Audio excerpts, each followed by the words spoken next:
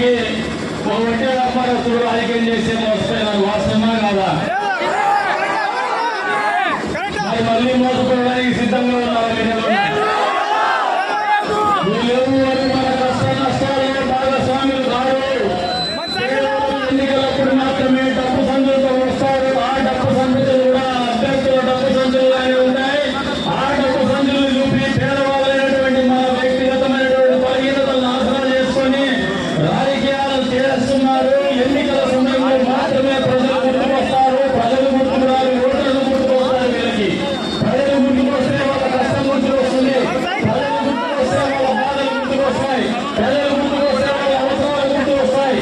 కాబట్టి ప్రజలు గుర్తుకు రారు, ఓటర్లు మాత్రమే గుర్తుకు వస్తారు. ఓటర్లు ఎందుకు గుర్తుకు వస్తారంటే ఎన్నికల సమయంలో ఒక్క రోజు మాత్రమే అవసరం ఉంటుంది, ఒక్కసారి మాత్రమే అవసరం. ₹1,00,000 ఇస్తారని మాట చెప్పి మీ ఇంట్లో పెట్ట 10వ తరగతి తప్పనిసరిగా చదువుకోవాలని చెప్పినటువంటి మాటలు ముస్లిం సమాజం మర్చిపోద్దని చెప్పేసి చెప్తా ఉన్నాను. మంత్రి కావాలంటే 10వ తరగతి అవసరంలా, ఎమ్మెల్యే కావాలంటే 10వ తరగతి అవసరంలా, మినిస్టర్ కావాలంటే 10వ తరగతి అవసరంలా. కానీ ముస్లిం పిల్లలు పేద బిడ్డలు పెళ్లిళ్ళు చేయాలంటే మాత్రం 10వ తరగతి ఆంధ్రప్రదేశ్ జగన్మోహన్ రెడ్డి రాక్షస మనస్తత్వాన్ని అర్థం చేసుకోబడతా ఉన్నాను. ఈరోజు ముస్లిం సమాజానికి ఇమాం మౌజాలకి యువత పట్ల చంద్రబాబు నాయుడు గారికి ఉన్నటువంటి విఘ్నత, దార్శనికత మరొకసారి మేనిఫెస్టో రూపంలో మీ ముందుకు వస్తామని మీరు ఒక్కసారి ఆలోచన చేసుకోమంటాడు. ఇంట్లో 18 సంవత్సరాలు నిన్నటువంటి యువతకి, మహిళలకి ₹15,000 నెలలో డబ్బులు ఇచ్చేటువంటి కార్యక్రమంతో ముందుకు వస్తున్నాం. మీ బిడ్డలకు చదువుకున్న తర్వాత పెళ్లిలకు ముందు మంచి జరుగుతుందో లేదో ఆడవాళ్ళు ఒక్కసారి గట్టిగా చెప్పమంటాడు. ఏమన్నా మీకు ₹15,000 ఇంట్లో బిడ్డకు 18 సంవత్సరాలు ఇస్తే మంచిగా చెడుగా గట్టిగా అని చెప్పాలి. మీరు సపోర్ట్ చెప్పండి. అదేవిధంగా ముస్లిం సమాజంలో గతంలో గృహాల పథకం కింద 50,000 ఇచ్చేవాళ్ళు చంద్రబాబు నాయుడు గారు. దాన్ని వైఎస్ఆర్ గృహాల పథకం మీద ₹1,00,000 ఇస్తానని ప్రగల్భాలు పలికినాడు ఎన్నికల సందర్భంగా జగన్మోహన్ రెడ్డి. 4 సంవత్సరాల పాటు మోచేతికి పేరు నాకే కూసేసి నాకోమని చెప్పాడు. కానీ ఎక్కడ దాన్ని కూసేత లేదు. ₹50,000 కూడా డబ్బులు ఇవ్వలేదు.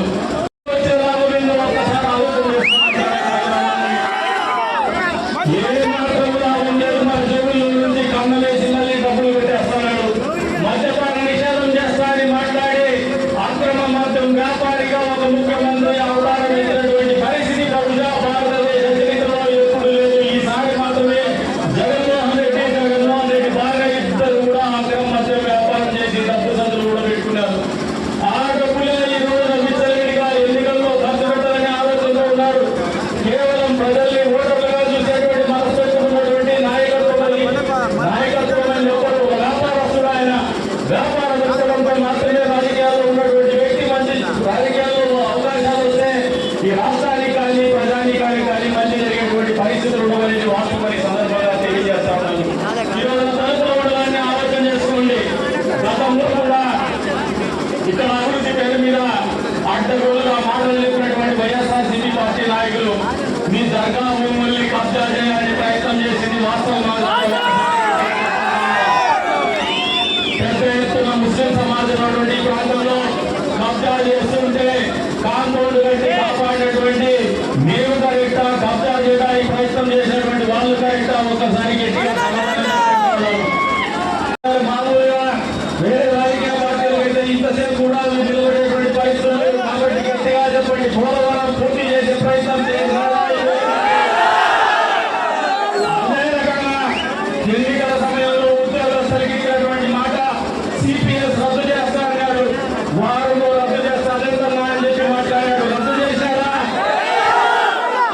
మహిళలకు ఇచ్చినటువంటి మాట మద్యపాన నిషేధం చేసి మాత్రమే ఓటు అడుగుతారు, ఎన్నికల్లో పోటీ చేస్తాడు. మా మహిళా మండలి గట్టిగా